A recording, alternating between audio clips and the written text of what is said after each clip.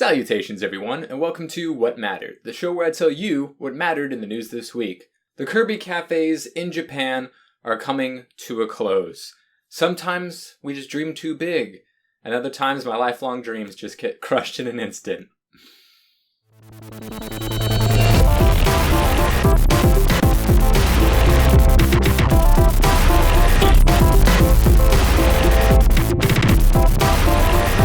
So, of course, Blizzcon is going on right now, and right from the get-go, we knew we were gonna see some shit.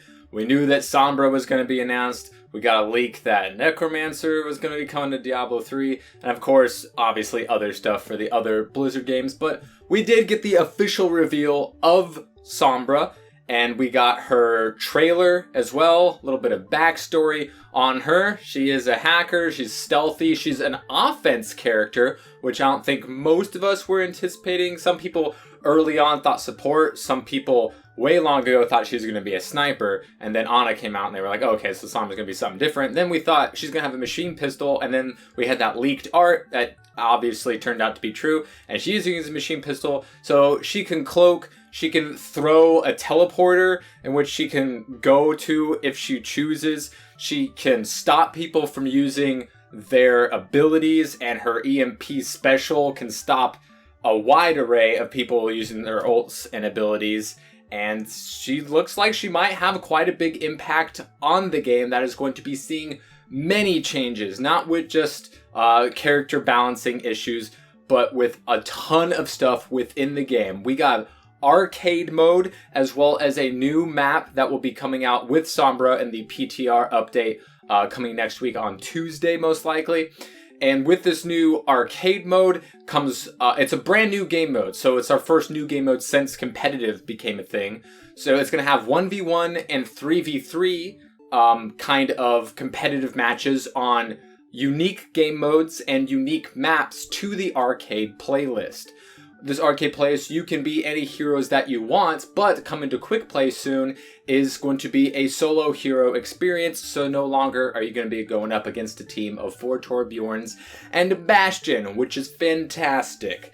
So now it's going to be much more like competitive, but in arcade mode, you can choose whomever you want, and of course Brawl is still going to be there with its own fun little awesome stuff. Now, along with this was the announcement of the Overwatch League. Now, you may be thinking, what's big deal about that? Overwatch is already in esports. Well, this is a huge, huge differentiation from any major esports scene that we've seen thus far. It might be a good try, or it might absolutely revolutionize esports as we know it. They're going to change so many things, and this is just specifically for Overwatch.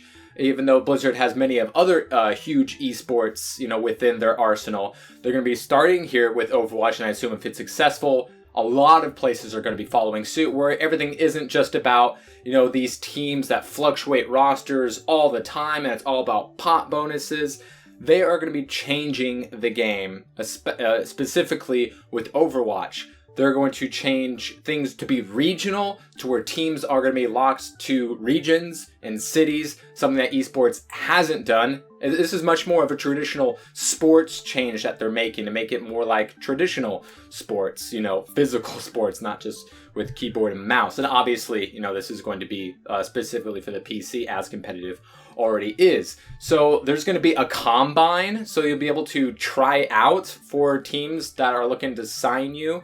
And there is going to be drafts, there's going to be city-specific teams, and teams that are locked in. So instead of us seeing rosters changing all the time and people only caring about sponsors and pot bonuses, this is going to be really good for getting things hyped up in specific regions and getting more rivalries going, merchandise. Just a whole lot of things are going to be changing if this works out, and many esports, I would think, would follow suit if this turns out to be the big esports revolution that Blizzard, I think, is earmarking this to be. We've seen so many people, complain about certain things in esports or why they aren't into esports because they aren't like traditional sports and how that's handled. Well, this is completely turning that all on its head, and it could be a huge game changer. We're also going to be getting the Oasis map, when Sombra does get released in the next couple of weeks. We would assume this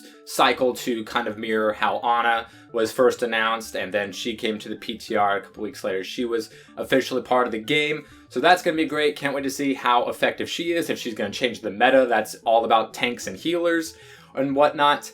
I actually got to talk to Darren DePaul, the voice of Reinhardt, a few days ago, and we were chatting up quite a few things. We did talk about Sombra and how, you know, he's left in the dark about all these things and is just the biggest fan as we are. But he also told me that when we were talking about the Halloween Dr. Junkenstein's Revenge, that he recorded three different events. You know, then this Halloween one was the first one. One would assume that the next one would be a Christmas event. Now, he had the same idea as I did, that Reinhardt would be Santa Claus and we'd be pushing a payload that's like a sled with presents. And he said that'd be an awesome idea, but that's not what they did. So there's probably going to be a Christmas event, and the third event, who knows what that would be? A Valentine's Day thing, maybe an Easter thing, maybe some completely unrelated to, you know, a holiday and or season. But he said he recorded for three specific events, and the fact that Sombra got her character trailer in a reveal, which really wasn't a surprise, especially with the whole ARG fiasco and especially the fact that it was BlizzCon. We knew we weren't just going to be like, all right, here's Sombra. We knew we were going to get a trailer with her. And Darren DePaul told me that every character is supposed to get their own trailer. So every single character is supposed to be getting their own trailer. And we've only seen a few thus far, but I think with the longevity of this game, they can be releasing these shorts for the next few years or so. He said that he hasn't recorded for his yet. So, you know, obviously it doesn't sound like Reinhardt's going to be getting his, you know, within the next few months or so. But there are going to be additional content, additional animated shorts, at least planned. And this is such a huge game. The fan base is just growing very, very quickly. And the esports, the prize pools are huge. And the commentators that they have are coming up and young, and everything's just really going quickly and hard for such a very young franchise. The fact that it's Blizzard absolutely helped get the hype, and the gameplay just has taken us thus far. And with additional free content updates that we know Blizzard is going to be giving us based off of their track record, Overwatch is going to be here to stay for a long time and may even change how we do esports. Also announced at BlizzCon was that in Diablo 3, we are getting our Diablo 2 character hero back, the Necromancer. We did get that leaked art footage along with the Sombra concept art, so we knew that there was going to be a Necromancer announcements, but he is coming to the game sometime in 2017. No specific release date there, but that dude was like strong as fuck in Diablo 2, so I really can't wait to get my hands on him in Diablo 3. And also they announced that they are bringing Diablo 1 to Diablo 3. It's going to be a free patch that will be coming out probably sometime next month for the Diablo anniversary patch, and you'll be able to play through Diablo 1 in Diablo 3. So a free Tristram, you know, patch, and you'll have different graphic packages to make Diablo 3 look like Diablo 1. You'll only be able to move in 8 directions just like Diablo 1. You'll be able to take down all those bosses that we did so long ago. No word yet if you can just equip Andarian's Ring and have 250 to every single stat and just punch Diablo 3 times and he's dead. But I digress. Awesome stuff. Free content from Diablo. We haven't had to pay anything for for Diablo content since Reaper of the Souls came out.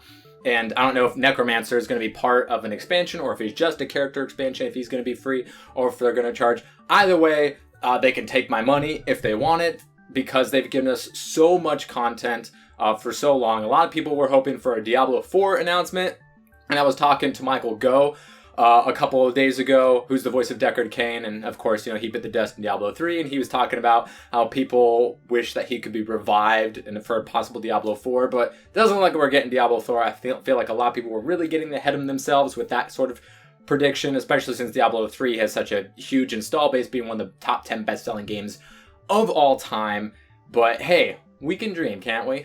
We learned last week that Tim Miller departed Deadpool 2 due to creative differences with Ryan Reynolds, as well as casting disagreements for Cable. So now, outside of getting a new movie, which is going to be part of a trilogy that's supposed to be a big blockbustery thing, he's also now going to direct the Sonic the Hedgehog movie, and it's going to be a CG live-action hybrid, a la Sonic 06. Okay. We liked Deadpool 2, and a lot of times people get ahead of themselves when a director makes one good movie. They say, oh, they'll make another great movie with this other franchise or script or adaptation or whatever, and that's usually not the case. But that's one direction to go for the Sonic the Hedgehog movie that we knew was in, very early pre-production, like 6 months ago. But now that they have Tim Miller on, and they also have Fast and the Furious producer, and they're looking to have a family-friendly CG live-action hybrid, very, very questionable, let's say, to the least. But we know that video game movies can have success in the box office monetarily wise. Just look at Angry Birds. And we have yet to see if a live-action adaptation is going to be something that we can look forward to in the future until we get to see if Assassin's Creed is good or not. And we haven't had a hybrid yet, so who knows? Maybe it'll be Space Jam, or maybe it'll be Space Jam. And we have an update on the Uncharted movie, of all things. That was announced 8 years ago that we've still yet to see anything substantial from. Writers, directors, producers jumping in and out of it like many video game movie adaptations. Well, writer Joe Carnahan has said that they are going to be cutting loose from the source material of the Uncharted game, citing many different reasons for this. Obviously, there's going to be some changes as adaptations go, especially with video games. Just take a look at, say Resident Evil or Dungeon, anything Uwe Ball's done, who thankfully has retired from making movies. Yes. He said that they're going to be cutting loose from it to make it stand out on its own. Obviously, there's some things that they aren't going to deviate from, because you're going to have Drake, you're going to have Sully, he's going to have the ring, he's going to have that whole, Drake lineage to go through. And it's going to be an action-adventure, obviously, on these huge, amazing set pieces. But has said that they are going to try to stay away from the mistakes that Zack Snyder made when he made the Watchmen movie, which he said was too close to the source material, and that he felt that the movie was hurt by that, which I wholeheartedly disagree with. I realize might be in the minority when I say that Watchmen was a fantastic movie, and the fact that it was so close to the source material was a good thing. Even the one big change they made was actually a smart change, especially for this day and age, and what they did with the ending, but still very much within vein of the graphic novel's storyline. So I disagree with that, but he also wants to make it a further parallel from an Indiana Jones comparison. He wants to make sure this is an anti-Indiana Jones movie. Highlight the fact that, Nate and Sully are thieves. They aren't the good guys. And he said the movie will be centering around their relationship. Obviously, there'll be some other character tie-ins. I mean, if they don't have Elena, I think that's a huge mistake, especially since she's one of the greatest video game characters out there, not just for women, but for any gender or creature or anything of the past 20 years. So I think that would be a mistake, but everyone has their own vision and they want to see if that works, and we don't know yet if anything will actually be coming from an Uncharted movie. As I've said before, don't get your hopes up. We've been waiting 8 years, and we'll probably wait another 8 years before we get a new writer and director. Anywho, Dean the Blowfish, that is what mattered this week. If you'd like to know what matters in the future, hit the subscribe button. One of these videos comes out every single Saturday. My first video podcast uploaded yesterday, so if you guys can take a look at that, that'd be great. Any constructive criticism would be awesome, and I will catch you guys next time.